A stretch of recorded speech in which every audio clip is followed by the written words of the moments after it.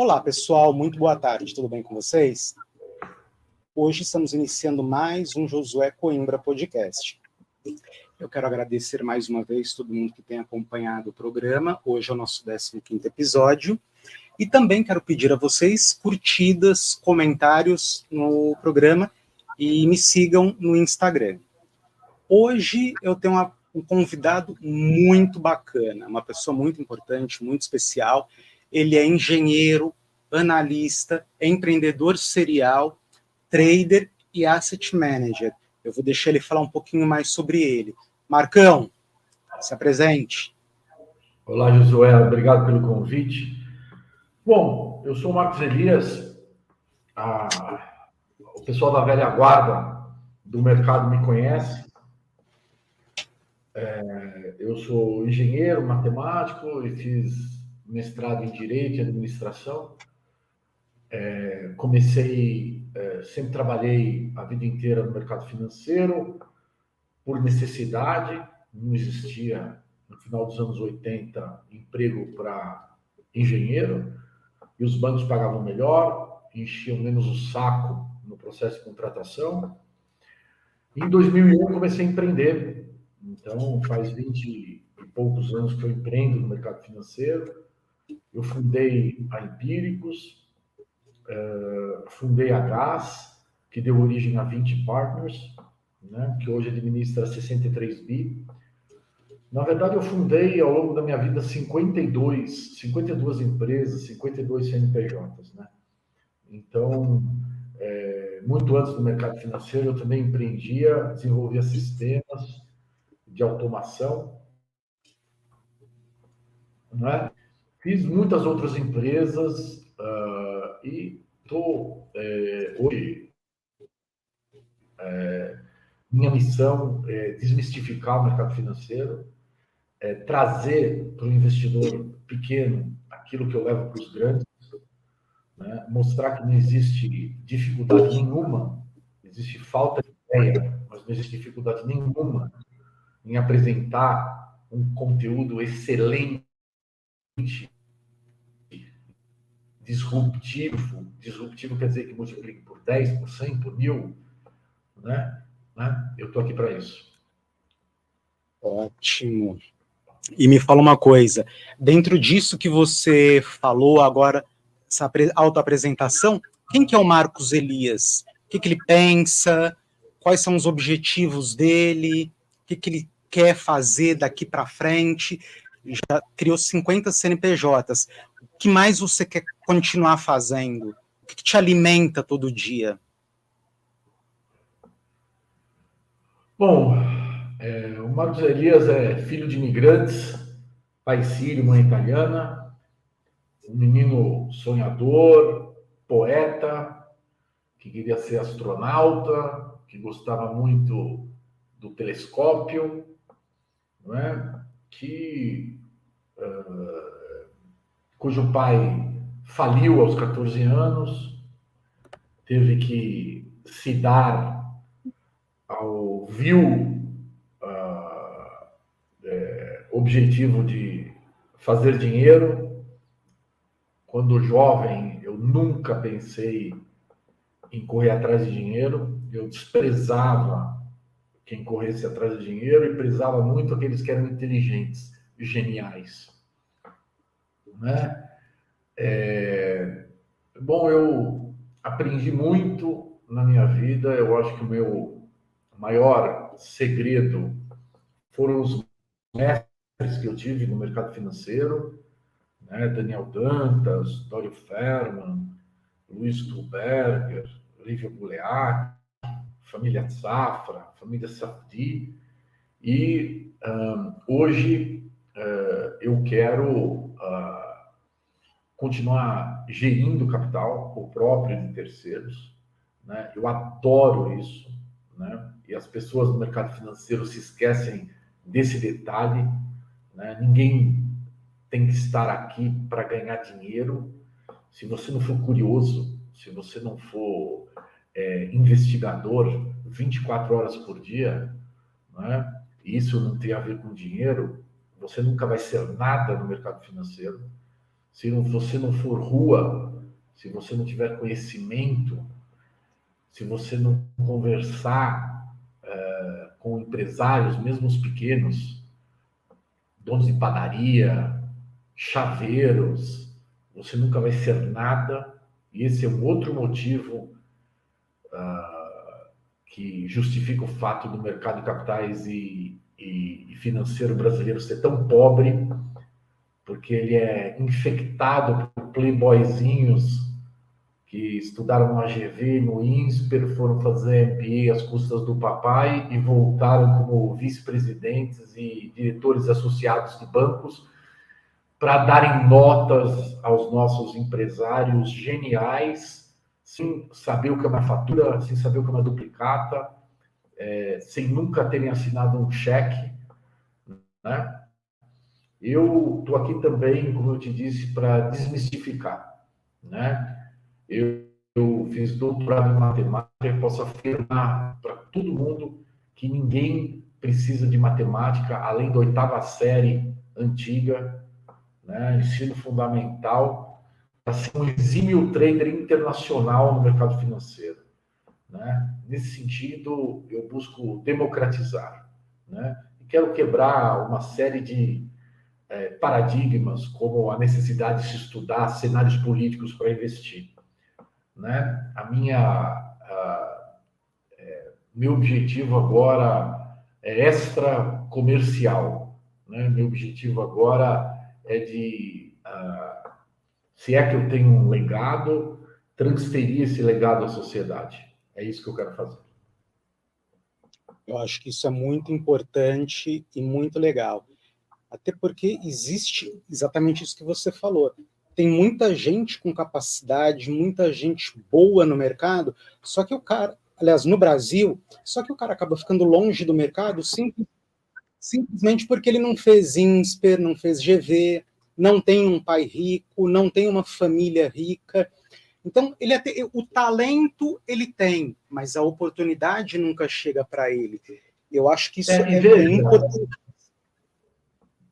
E veja, eu discordo de que os melhores são os caras do INSPER e da GV.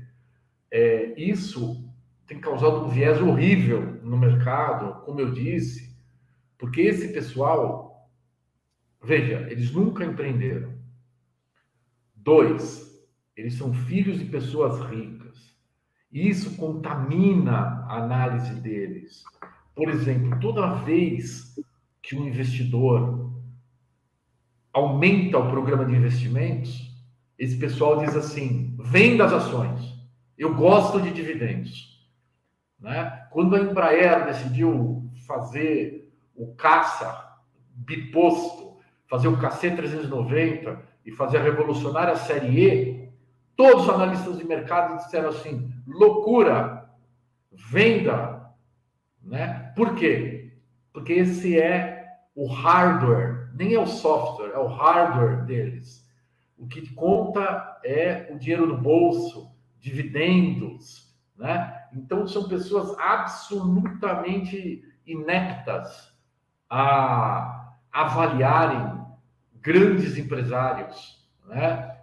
São pessoas absolutamente ineptas a avaliarem o risco e a propensão que o empresário tem de investir. Sabe uma frase que Warren Buffett diz e que ninguém cita? Quando eu estive numa das conferências, porque eu sou acionista da Berkshire Hathaway, e numa das conferências em Omaha, ele disse uma coisa, quando eu fiz uma pergunta para ele, falei que eu era brasileiro, ele respondeu da seguinte forma, a minha pergunta iniciou da seguinte forma, falou: o capitalismo americano se faz a partir de pobres empresários de empresas ultra ricas. E o capitalismo brasileiro se faz de ricos acionistas de empresas ultra pobres, né? Nos Estados Unidos, o sujeito tem 50 bilhões de dólares lock-up nas ações, trabalha 16 horas por dia, vive modicamente e a empresa vale um tri. No Brasil, um empresário tem 800 milhões de reais no CDB do Itaú e a empresa está em RJ. Né? Esse é o problema do Brasil, né? Mas os empresários brasileiros são melhores que os analistas que os avaliam. Né? Os analistas que os avaliam são monocromáticos, né? Só pensam em negócios a partir de um background familiar de excesso de dinheiro, né? Querem recompensa e remuneração imediata, os estímulos deles têm que ser imediatos, não são visionários e penalizam os investidores todas as vezes, e penalizam os empresários todas as vezes que eles decidem empreender de fato. E aplaudem quando eles decidem desempreender, ou seja, pagar dividendos. Sabe, isso que você está falando é muito verdadeiro. Eu não gosto de fazer isso, mas eu vou contar um caso pessoal. Há muitos anos atrás, eu sempre comprei ação, esse tipo de coisa.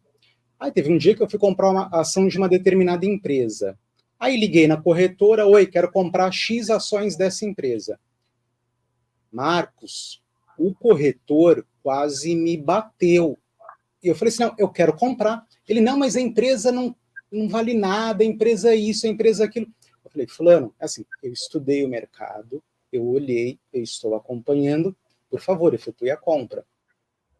No dia seguinte, caiu 60 centavos o valor do papel. Ligou de novo, fazendo um escândalo. Eu falei, fulano, deixa do jeito que tá. Se o dinheiro virar pó, é meu. Se não virar pó, deixa aí. Sabe o que aconteceu depois de 4 meses? A corretora começou a cobrir aquele papel. E 1 ano depois, eu gastei, sei lá, comprei hoje a ação por R$8, 1 ano depois estava valendo 17. Só que quando eles mandaram comprar, já estava mais caro do que eu paguei. Então, quer dizer, é exatamente o que você está falando. Você tem ali o grupinho que a gente vai decidir o que vai comprar, o que vai vender, o que vai fazer, e quem não estuda fica à mercê dessa conversa, da análise, do que o cara vai mandar você fazer, da hora de vender, da hora de comprar. Essa foi uma lição que eu tive muito cedo, que é exatamente o que você está falando. Estude por você, batalhe, corra atrás, vá em frente e não desista. E se eu tivesse seguido... Veja, e tem outros vieses ruins dessa infestação de ricos, filhinhos de papai no mercado financeiro. Um dos meus mestres, o Américo Breia, dizia que o que mata a Faria Lima é o ar-condicionado. Eu, durante muito tempo, minha gestora foi na Rua dos Pinheiros 498, a 1.500 metros, 1.000 metros da Faria Lima. E os gestores diziam assim, você está longe, vem aqui nos visitar, você está fora do eixo da Faria Lima. Né? Então, quem jogou videogame a vida inteira e ficou no ar-condicionado tem preguiça de sair na rua. Né? Então, uma vez, eu disse ao Américo Breia o seguinte, compre os em Minas. Ele respondeu para mim, você visitou essa distribuidora de aço no começo da Castelo, que vende 2 bilhões de dólares por ano de aço da Uzi Minas para ver como estão as vendas? Falei, não. Então vá. Certo? É rua, né? O slogan da Merrill Lynch era From Main Street to Wall Street, do meio da rua para Wall Street. E aí, quando você pega os periféricos, os favelados, os classe D, os enjeitados, eles conhecem o efeito do calor no lombo, né? Eles precisam ser simpáticos, precisam seduzir, porque o currículo deles não seduz, né? São bons de papo, senão não sobreviveriam, né? E é isso que falta no mercado financeiro, né? E, inclusive, os pobres têm um preconceito enorme em relação ao mercado financeiro que não deveriam ter, né? Uma vez eu dei uma palestra na Fundação Estudar, né? Do Jorge Paulo Lemann, para uma série de tutorados, não sei se existe essa palavra, uma série de jovens bons alunos que entraram em boas universidades, mas com background pobre. E eles praticamente não me deixavam falar. Falavam assim, meu Deus, nunca eu vou trabalhar no mercado financeiro. E eu dizia para eles, o mercado financeiro precisa de vocês. E eles diziam, o mercado financeiro não tem propósito, né? E não é verdade, né? Nenhum país do mundo se desenvolveu a revelia do mercado de capitais, né? Não há nada mais interessante no mundo do que ter 500 empresas listadas no Brasil para você empreender como controlador, né? Nada transforma mais uma sociedade do que o mercado de capitais. E a gente precisa desesperadamente dos enjeitados no mercado de capitais. Por falar no Jorge Paulo Lemann, ele não está muito na moda por conta das lojas americanas, mas uma vez eu fui numa reunião com ele e com um amigo meu, né? E nós entramos num táxi. Era dezembro, calor insuportável, né? E esse amigo meu disse assim, ligue o ar no máximo, ordenou imperativamente, ligue o ar no máximo. E o taxista, coitado, disse assim, olha, doutor, você vai me desculpar, mas o meu ar-condicionado quebrou. Eu vou consertá-lo nesse fim de semana, mas o ar-condicionado quebrou. E esse meu amigo falou, bom, então pare o táxi, nós vamos pegar outro. O Jorge Paulo Lemann, que já era o homem mais rico do Brasil, falou, não, vamos embora, vamos com esse táxi. Se a gente não ajudar o rapaz, como ele vai juntar dinheiro para consertar o ar-condicionado? Né? Então, esse pessoal que tem horror à temperatura ambiente, né, que comanda o mercado de capitais, e isso me lembra, por fim, uma frase do brilhante Pedro Malan, quando lhe perguntaram se ele tinha medo do mercado de capitais, ele falou, não tenho. E o jornalista perguntou, mas você sabe quem é o mercado de capitais? Ele falou, sei sim. Um menino de 28 anos mimado.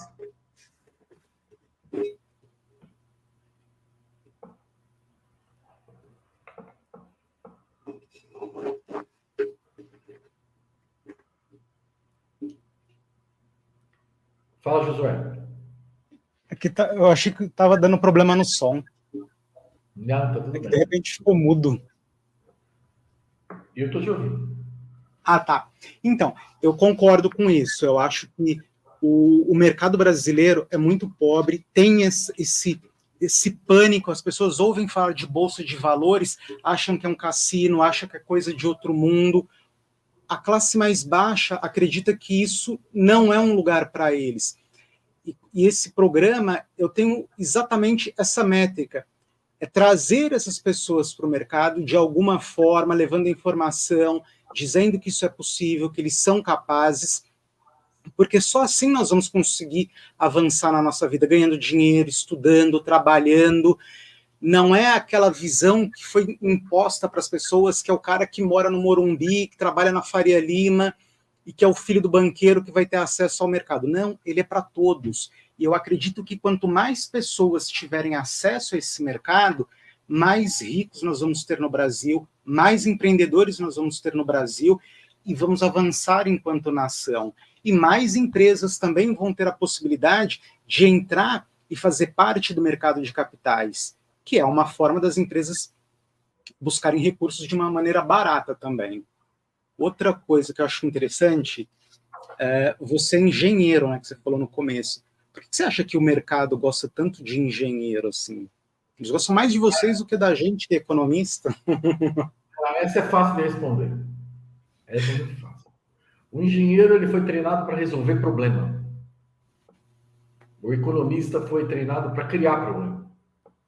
Pô, Marcão, vamos Então, embora. o engenheiro, ele pensa como engenheiro. Ó, não tem solução, para resolver. A solução é ruim, mas é essa que vai. A solução é muito errada, então não tem solução, né? E na verdade, também tem uma questão histórica, né? Porque nunca existiu trabalho para engenheiro no Brasil, né? E então os engenheiros tinham que correr para algum lado, né? Existe essa mística de que a habilidade quantitativa é um diferencial do mercado financeiro. E é uma mística. Agora, o economista, eu tenho grandes amigos economistas e conheço economistas brilhantes, como os irmãos José Roberto e Luiz Carlos Mendonça de Barros, por exemplo. Mas o economista, ele é um sujeito que o americano chama de invejoso da física. Ele quer fazer conta naquilo que não dá para fazer conta e não quer fazer conta naquilo que dá para fazer conta. Ele quer fazer conta difícil. Ele quer fazer conta impossível. Ele quer falar para onde vai o dólar, para onde vai o Ibovespa. Mas ele não vai no sindicato e olha os números do sindicato para ver como estão as vendas de caminhões, né? Mas ele quer prever o PIB chinês para o ano que vem. Então, eu tenho muitos amigos banqueiros, né? E o que eles reclamam dos economistas é que o economista não dá call. O economista fala, e você fala, bom, e daí? Como eu ganho dinheiro com isso? Ah, não sei. Então, eu encorajo, inclusive meus filhos, a cursarem economia, né, que pelo menos foi, em outra época, um curso de formação muito importante, assim como o direito, né? Mas que façam essa última milha, certo? Façam essa última milha de concluir, né? De dar algo que o americano chama de actionable, né? Ao discurso. Então, por exemplo, o Luiz Carlos Mendonça de Barros, que é doutor honoris causa, né, em economia, e o Zé Roberto, eles terminam de falar e você tem uma ideia ou uma recomendação de investimento, né? E isso é o que os banqueiros mais reclamam comigo. Falou, Marcos, pelo amor de Deus, me arranje um economista que ao final do discurso saia uma ideia de investimento importante, né?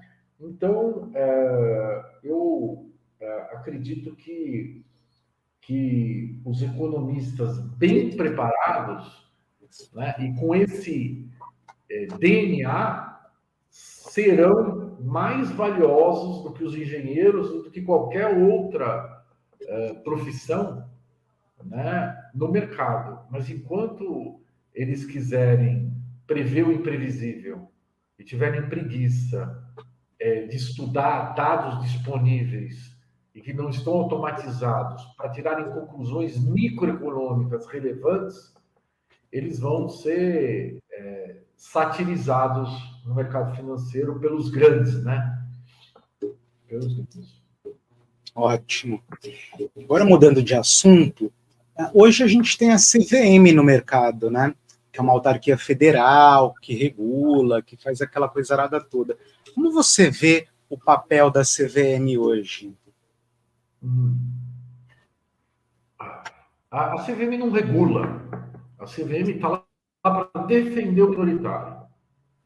Essa é a razão de ser, a raison d'être da CVM, da nova lei das SAs e da CVM, propostas pelo genial economista, Mário Henrique Simons.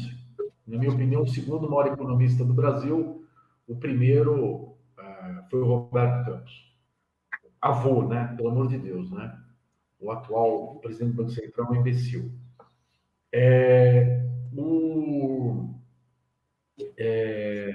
Então, as pessoas se esquecem que a CVM está lá para defender os minoritários, ponto. Né?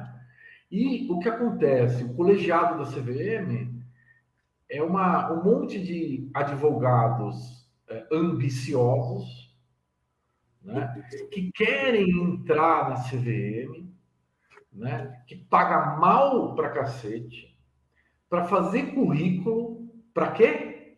Para defender os controladores. Né?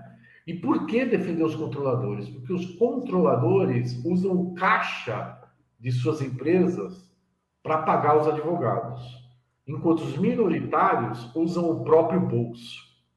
Né? Então, nós temos uma CVM divergindo da razão de ser dela há muito tempo,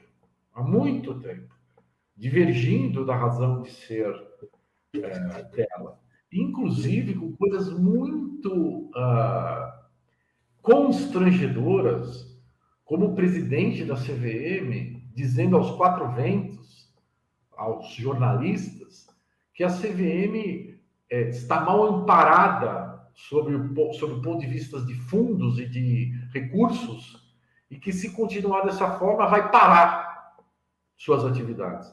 Então, se imagina como os minoritários hoje deveriam se sentir inseguros com essa CVM divergindo, né, da sua razão de ser, e ela mesmo autoproclamada à beira da paralisia por falta de recursos. Entendi. E existe algum caminho, alguma coisa que possa acontecer para dar uma melhorada nisso? Olha, eu acho que o caminho é a justiça comum, né? São as varas especializadas em direito societário, né? O caminho são as associações que não sejam criadas pelos grandes bancos, pelo amor de Deus, que querem matar o bebê na barriga da mãe, né? De defesa aos minoritários, né?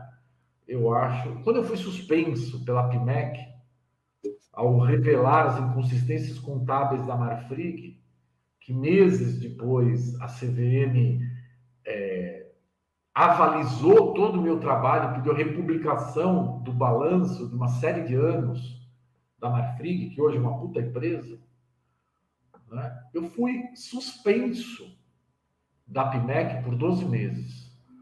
Eu sou o único analista da história do Brasil suspenso pela PMEC, né? E quem me suspendeu? Os diretores eram Santander, Itaú, Bradesco, sei lá o quê. O que o Santander, Itaú, Bradesco e sei lá o quê querem dos minoritários? Nada. Distância. Né? O que a corretagem significa para eles? Nada. O que o research significa para eles? Nada. Então, esse tipo de associação com a PMEC, que me suspendeu dizendo que o trabalho de um analista tem que ser estéril como o exame laboratorial, um exame médico, clínico, laboratorial, né? Sendo que a retórica em economia é a coisa mais importante que existe, né? Então, é uma associação que eu não julgo capaz de defender os minoritários também. Mas todo mundo pode montar uma associação e buscar reunir um grupo. Inclusive, quando a associação tem mais do que 2 anos, não tenho certeza, mas além de um determinado prazo, pode fazer ações coletivas públicas, né? Mas o caminho sempre é a Constituição, o caminho é a nova lei das SAs, que, de novo, nos foi dada de presente pelo Mário Henrique Simons, e o caminho são as associações que, de fato, representam os minoritários, né? Em que os diretores não sejam representantes dos grandes bancos nacionais. Aliás, assim, queria só completar que existe mais advogado no Brasil do que gente, né? Mas só tem um advogado no Brasil, que tem uma história, né, uma biografia de defesa dos minoritários, que é o Modesto Carvalhosa. Os outros pareceristas, exímios, Chico Nusnik, Nelson Eisrich, Arnold Wald, defendem também, mas ora defendem um minoritário, ora defendem o controlador, não tem uma doutrina, né? Então, num país de 250 milhões de advogados, a gente tem um advogado com quem nós podemos contar, e ele, portanto, é caro para caramba. Entendi. E assim, conhecendo um pouco a sua história, eu sei que você é aquele cara bad boy, falando contigo agora, dá para perceber que você tem vontade de agregar, de somar, de trazer mais pessoas para o jogo. Você já pensou em trabalhar essa questão também de uma associação? Já passou isso pela sua cabeça em algum momento? Por que eu não abro, de repente, uma associação? Não passou pela cabeça. Eu fiz parte, de uma forma silenciosa, mas bastante ativa, da antiga Animec, né? Que os grandes investidores em Telebrás, eles olharam e falaram, porra, depois da privatização a ação vai subir, mas será que eu vou ter todos os direitos? Né? E nós montamos a Animec, né? Mas quando aqueles direitos foram conferidos àqueles grandes investidores, acabou muito a vontade da Animec, e hoje a gente está debruçado, né, em estudar o desenvolvimento de uma associação que, de fato, brigue pelos minoritários e que promova educação, rua, para os minoritários também, né? Sim. Eu acho interessante isso, e quando ela estiver pronta, eu acho que você pode voltar aqui para falar de novo com a gente sobre esse assunto, que eu acho que é muito importante, levar esse conhecimento para as pessoas. Eu acho uma coisa que é legal também, que falta no Brasil, que é a educação financeira. As pessoas ainda não aprenderam a cuidar do próprio dinheiro, ainda tem aquela mística de que só ganha dinheiro quem é rico. Ninguém consegue visualizar que, olha, hoje eu sou pobre, mas amanhã eu posso dar um passo à frente, entende? Então, eu penso bastante por esse ângulo também, que eu acho que é o que você deve pensar também. Na verdade, assim, a gente tem questões muito complicadas no Brasil, né? No meu site contracorrente.io,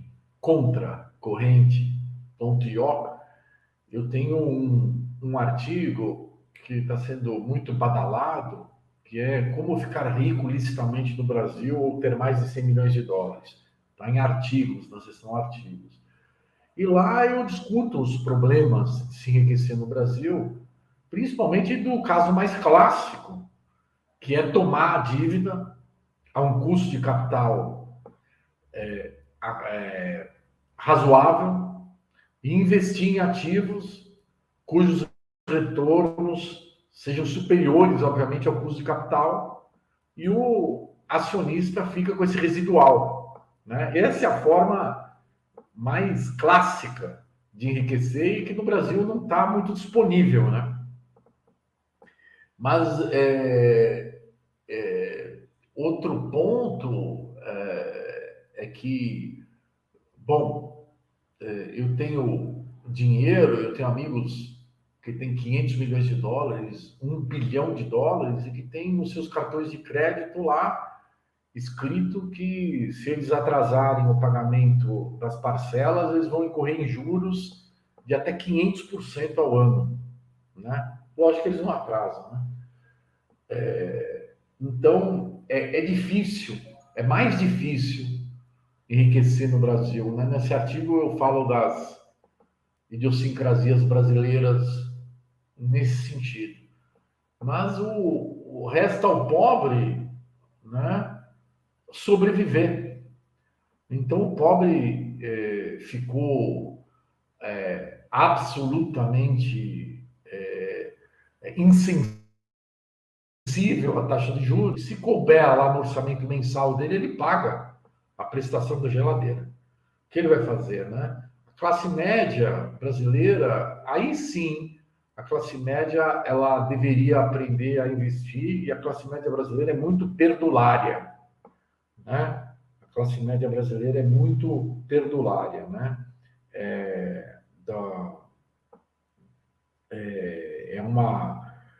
Gasta-se hoje com cachorro, né? Mais do que se gasta com bolsas famílias e coisas afins, né? Então, essa classe média que hoje é muito relevante no Brasil, essa sim precisa aprender a educação financeira, começando por gastar menos do que ganha, né? Agora eu me compadeço dos pobres, sabe?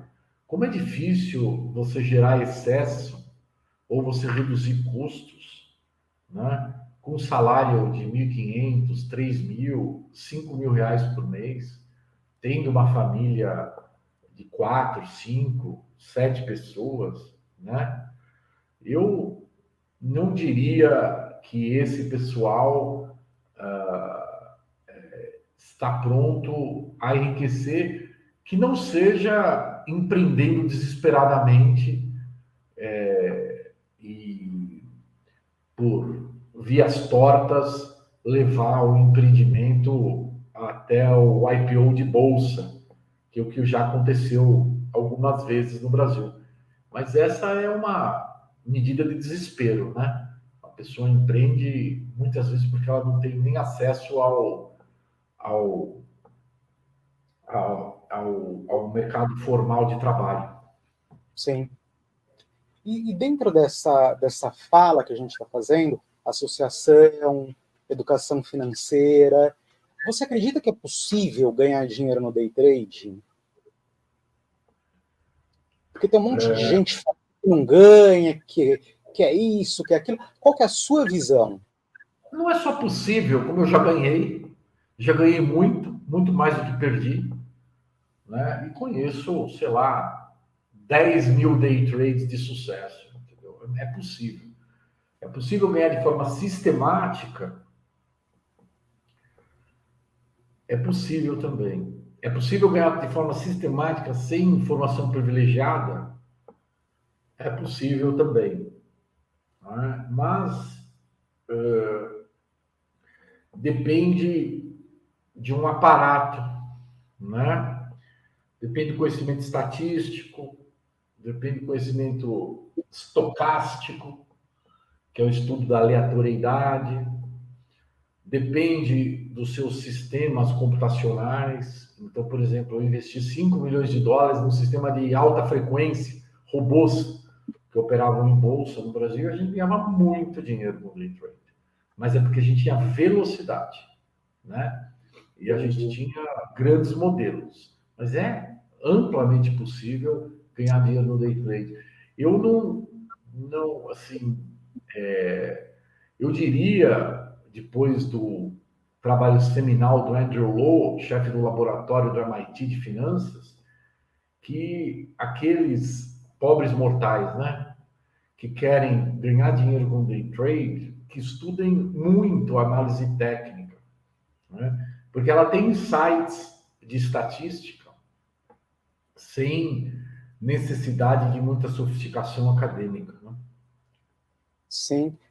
que eu pergunto isso? Porque hoje tem uma infinidade de pessoas vendendo cursos e, ao mesmo tempo, você vê muita gente reclamando que não consegue alavancar, que não consegue ganhar, que está girando, girando e não sai do mesmo lugar.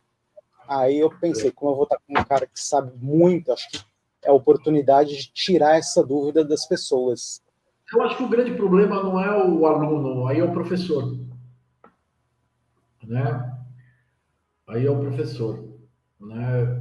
Eu, graças a Deus, eu ignoro todos os caras que fazem que dão esse tipo de aula, porque se eles fossem importantes eu os conheceria, porque no mercado todo mundo conhece quem é relevante, entendeu? Então são pessoas que nunca, eles mesmos não sabem ganhar dinheiro no day trade, né? Eles sabem dar aulas de como ganhar dinheiro usando obviedades, né? Mas eles mesmos não sabem, né? Então, nem como se preparar para o day trade, né? Nem como se preparar para o day trade, né? Nem avisar aos alunos que eles precisam ficar pendurados no monitor. Nem isso eles avisam, né? Nem falar sobre o básico, que é o substrato tecnológico, que a pessoa tem que ter uma conexão minimamente robusta, né, do home broker, né? Mas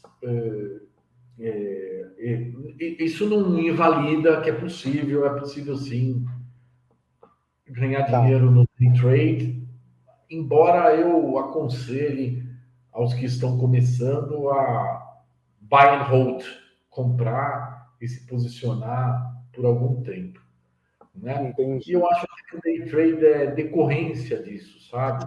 Quantas vezes eu não comprei uma posição para ficar nela por 5 anos, e no dia que eu comprei, ou nos dias subsequentes, por razões que eu não conhecia, as ações subiram 10, 20%, e eu vendi, né? Entendi. Então, você começa a ser um day trader depois de ser um trader, e você começa a ser um trader depois de ser um gestor, e você começa a ser gestor depois de ser analista, né? Eu Entendi. não acho que é a porta de entrada do mercado financeiro fazer day trade. Entendi.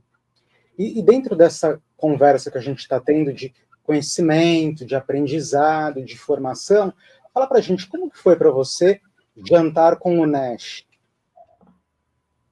Foi uma feliz coincidência, né? Eu estava fazendo doutorado, eu comecei meu doutorado em matemática em Pittsburgh, né? No Carnegie Mellon, e depois tive que voltar ao Brasil e terminei no Instituto de Matemática e Estatística da USP. E aí eu vi no quadro de avisos um negócio dizendo assim: tantos anos da Sociedade Internacional ou Brasileira de Teoria dos Jogos, vai ter uma conferência de X dias, 4 dias, 3 dias, o palestrante principal será o John Nash, e convidamos todos os alunos a participarem. Aí eu liguei para a secretaria e falei: opa, eu quero participar. Dei o meu número USP, 183069, e eles disseram assim: o senhor não pode. Eu falei: por quê? Porque a sua área de concentração no doutorado não é em teoria dos jogos. Eu falei: pô, mas eu gosto tanto do cara, queria tanto um autógrafo. Não pode. O único jeito que você poderia participar, não sendo do núcleo de discentes de concentração em teoria dos jogos, seria se o senhor fosse patrocinador do evento. E o patrocinador platina terá ao final do curso um jantar. Todos os patrocinadores Platina terão, ao final do curso, um jantar com o John Nash. John Forbes Nash. E eu falei, porra, beleza, quanto é? Tanto, fechado. E fui no curso, assisti a palestra inicial dele, falei com ele, apertei as mãos e fiquei ansioso pelo jantar, né, no Figueira, né, na Doc Lobo. E você sabe como é carioca, né? Os cariocas viram abóbora se ficarem até depois das 6 da tarde em São Paulo. E os outros patrocinadores do evento eram todos bancos de desenvolvimento, fundações, cariocas, que são, né, que tem seu quartel-general no Rio, BNDES, FINEP, Ministério de Ciência e Tecnologia e os Cambal. E aconteceu de que acabou o curso e esses caras pegaram suas mochilas e foram de volta, pegaram a ponte aérea mais próxima para curtirem o fim de semana, né? E aconteceu que eu era o único patrocinador que compareceu ao jantar, né? E eu tive a oportunidade de conversar por 3 horas e pouco com o John Nash. E foi sensacional, porque o Nash é um cara muito diferente, né? Um cara que me contou algumas coisas assim sensacionais. Por exemplo, ele falou, só consegui inovar na matemática porque eu nunca li nenhum livro de matemática na vida. Esse é o ponto número 1 que ele falou.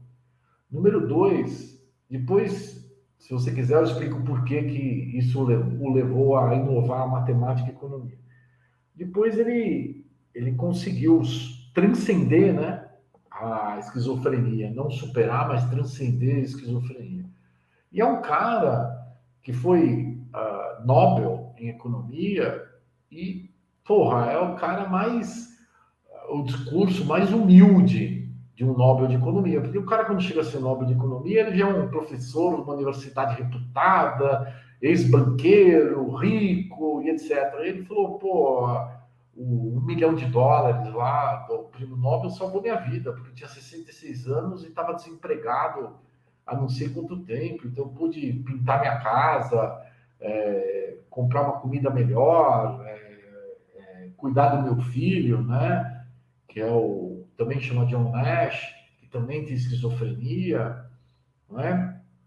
E se mostrou também muito, muito, muito chateado, né? E infeliz de ter passado a esquizofrenia ao filho, né? E eu acabei ficando amigo do filho também, mas uma pessoa absolutamente, né, impossível, assim, de se relacionar de igual para igual, né? Um cara que tinha muito talento para matemática, mas foi, de fato, assolado pela esquizofrenia e não conseguiu, como pai, transcender, né? Entendi. Imagino também que você deve ter aprendido muita coisa nesse jantar, né? Eu aprendi. Eu aprendi tudo isso, né? Eu estava para ser pai, né? E isso mudou muito, né? A minha visão de ser pai, né? E graças a Deus, meus 3 filhos, o Aldo, o Enzo e o Raul, não puxaram nenhum dos defeitos do pai, nem as doenças. Também sempre me marcou essa questão da originalidade, né? Que a criatividade e a originalidade, onde brotam, né? A criatividade e a originalidade, né? O fato dele nunca ter lido nenhum livro de matemática, né? Ter escolhido Princeton, as outras, todo mundo dizia assim, ele era babaca, Princeton pagou $100 a mais. Mentira! Ele escolheu Princeton porque Princeton não exigia que ele participasse de nenhuma aula, fizesse nenhuma prova e nenhuma matéria letiva. Ele podia fazer o que ele quisesse, né? Então, assim, depois do Nash, caiu a ficha, né? E só cai a ficha de quem tem a ficha, de que eu queria ser não óbvio e original, né? Então, até hoje, muitas vezes eu vou publicar um call que eu acho do caralho, bom, muito bom, mas que já foi publicado e eu não publico. Para quê? 2, 10 falando a mesma coisa, né? Então, depois do Nash, eu passei a uma busca frenética pelo não óbvio, pelo original e pelo proprietário, né? Entendi. E dentro dessa coisa da originalidade, como foi para você ser um dos fundadores da Empíricos? Eu não sou um dos fundadores da Empíricos, eu sou o fundador da Empíricos. A Isso. Empíricos começou eu reunindo o Felipe Miranda e o Rodolfo Anstraldi.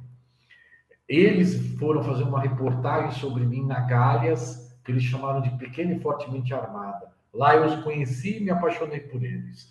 Depois, eu dei a ideia de a gente fazer o programa Money Talks, na Infomoney, né? Depois, em 2009, já com o pós-quebra da Lehman, eu reuni os caras na Sarita Cirilo, na minha rua, né?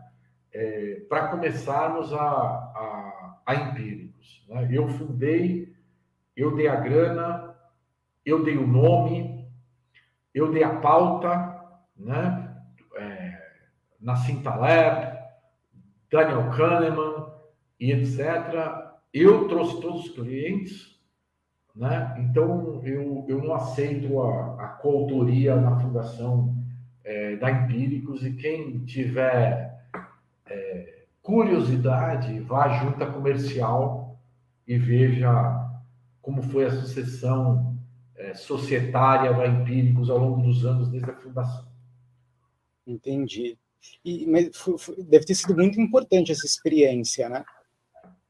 Não foi a mais importante, não. Não foi a mais importante porque a Empíricos, ela amalgamou tudo aquilo que eu já era. Porque, assim, a Empíricos começou, de fato, na Gás, que foi vendida para 20 partners, para o Gilberto Sayão, do Pactual. E lá eu fazia cartas de 200 páginas todo mês aos cotistas, quando todo mundo recebia uma única página, né? E aquelas cartas ficaram super famosas, né? Tem um jornalista que diz que 10 excertos foram enquadrados em tesourarias de bancos e gestoras pela Faria Lima naquela época. Ninguém mais via nada, só via as cartas aos cotistas da Gás, que eram abertas, né? Tanto é que quando eu vendi minha participação para o pessoal do Pactual, ex-Pactual, eu voltei a ser analista, porque eu achei aquilo mágico.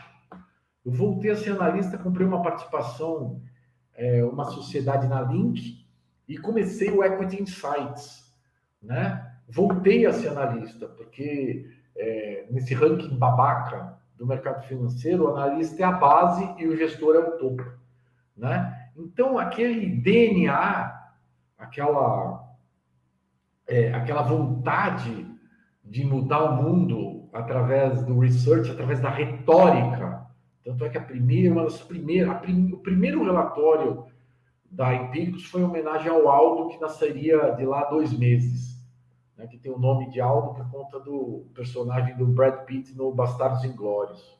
Mas o segundo ou terceiro foi defendendo a retórica, né, que me levou à suspensão na PMEC. Né? Então, eu era apaixonado por aquilo.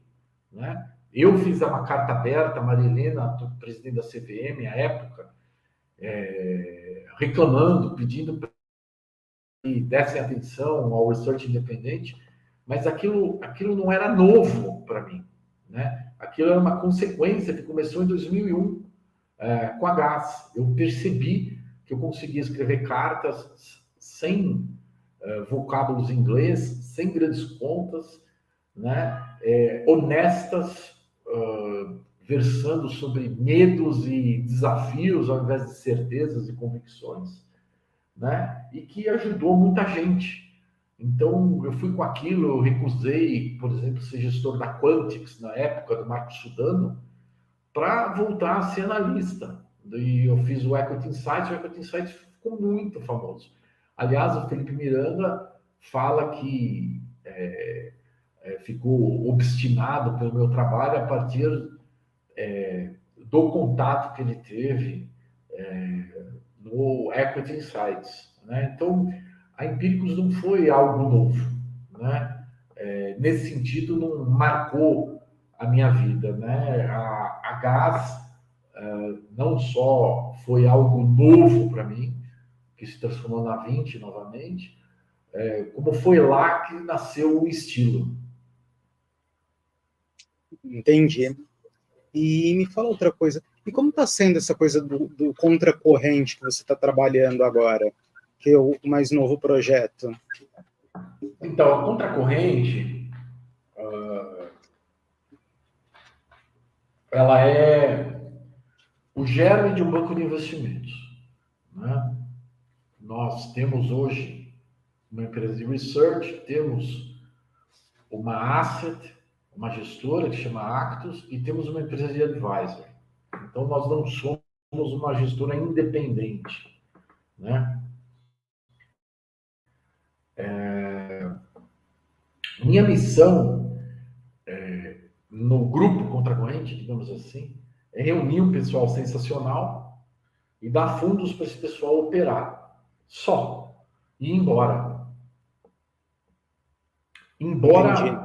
Da frente. Né? Eu vou permanecer o tempo que eu quiser e, como diz o Buffett, o melhor tempo de investimento é para sempre, para os bons negócios. Mas essa é a minha missão, reunir esse grupo, esse germe de um banco de investimentos, né? Dar condições de trabalho para eles e ficar nos bastidores, né? Atuar como conselheiro. Isso é legal. E partindo para o final, tem um livro seu que está saindo, né? Que já teve mais de 2.000 reservas em um curto espaço de tempo. Como que está essa experiência? E do que fala sobre o livro também? Você pode falar um pouco com a gente? Posso, na verdade, assim, ao longo de toda a minha vida profissional, as pessoas perguntam: me fala um livro para eu estudar aí. E aí eu comecei esse livro, ela acaba sendo centenária e não exaustiva, né? E aí eu pensei, porra, esse mercado é cheio de mitos, é cheio de conceitos pseudo-sofisticados, né? É cheio de pseudociência, é cheio de matemática avançada para quem não conhece matemática, e tudo é tão empírico. Todo valor em finanças vem da prática. E eu vou escrever um negócio maluco, pensei. Eu vou escrever um manual completo sobre finanças e investimentos a partir de cases reais brasileiros que eu vivi. Então o sujeito vai ter 500 páginas, o sujeito vai abrir, vai ler um monte de história engraçada e divertida, né? No meio dessas histórias, ele vai se confrontar com debentures conversíveis, com green shoe, com book building, com mezzanine finance, e nem vai se preocupar com isso. Ele não só vai entender o conceito, como vai entender a aplicação, a conjuntura e a estrutura e a necessidade daquele instrumento naquele momento e por quê. né? É um projeto ambicioso, né? Então, o cara vai ficar lendo, ele abre na página que ele quiser, ele lê aquele case, né? Real, né? Brasileiro, né? Não funciona de fora. E ele vai lendo e vai entendendo finanças e se acostumando com todos os conceitos. E se ele quiser, ele vai lá para o final do livro, tem um índice remissivo, em que ele pega lá, sei lá, commercial papers, tá na página 2, 18, 124, 328, 432, entendeu? Esse é um projeto, é um projeto ambicioso. Eu já tenho escrito uma boa parte, né, dele, né, e eu estou empolgado, né? Eu acredito que quem lê de cabo a rabo o manual completo sobre finanças e investimentos a partir de cases reais vividos por mim vai ter um conhecimento não básico, né, mas amplo sobre o funcionamento dos mercados de capitais e todas as estratégias de investimentos em todas as classes de ativos. Entendi. E como que as pessoas podem ter acesso a esse material? Já está disponível? Vai sair? Porque eu vi que já tem 2.000 reservas, né? Olha, quem está administrando as reservas é o Fernando Julião, né? Da Contracorrente.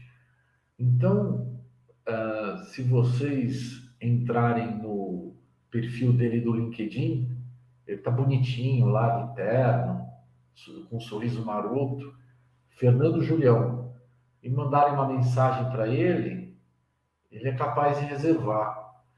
Ele também fez uma espécie de site específico para as reservas, mas eu não sei exatamente como funciona. Maravilha.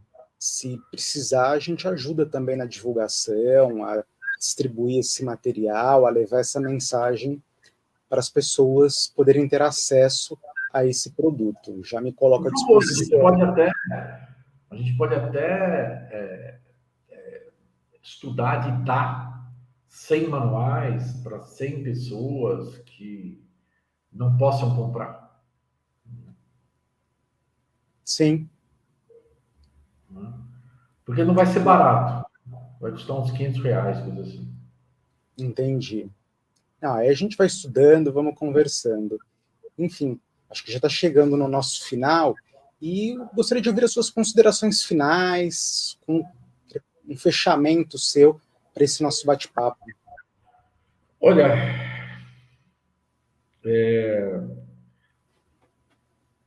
eu reforço, né? O mercado financeiro não é lugar para teoria. O mercado financeiro é um lugar para conhecimento de rua. O maior banco, durante muito tempo, de investimentos, tinha como slogan From Main Street to Wall Street, ou seja, da avenida principal para Wall Street, fazendo referência àqueles comerciantes que começavam na periferia, depois desenvolviam, iam para as avenidas principais de seus bairros e de lá acessavam o mercado de capitais. Né? Então, primeiramente, eu estou aqui para desmistificar. Né? Depois, eu estou aqui para combater as fraudes. Né? Tem um amigo meu que diz que se você vê uma fraude e você não grita fraude, então você é uma fraude. Eu acredito muito nisso. Né? E reforço a minha convicção de que se o Brasil se transformar em algum futuro, de fato, no país do futuro, ele o fará através do mercado de capitais. né? Dizem que a educação precede a riqueza, mas não é verdade. O mercado de capitais precede a riqueza, né? E para isso, nós temos que incluir o máximo, o maior número de pessoas no mercado de capitais, como investidores, analistas, traders, gestores de risco, sem esquecer também que o mercado financeiro brasileiro é um grande empregador, né? Então, eu queria também que todos vocês contassem comigo, né? Eu, no meu LinkedIn, tenho um contato livre. Lá é meu WhatsApp, não é o WhatsApp da minha empresa, é meu WhatsApp. Está lá disponível. O meu e-mail está lá disponível. E eu estou à disposição de todos. Então, tá joia. E é isso, pessoal. Quero agradecer ao Marcos por poder bater esse papo com a gente e aguardo vocês na próxima semana. E Marcos está convidado para voltar aqui sempre que quiser. Um abraço. Abraço.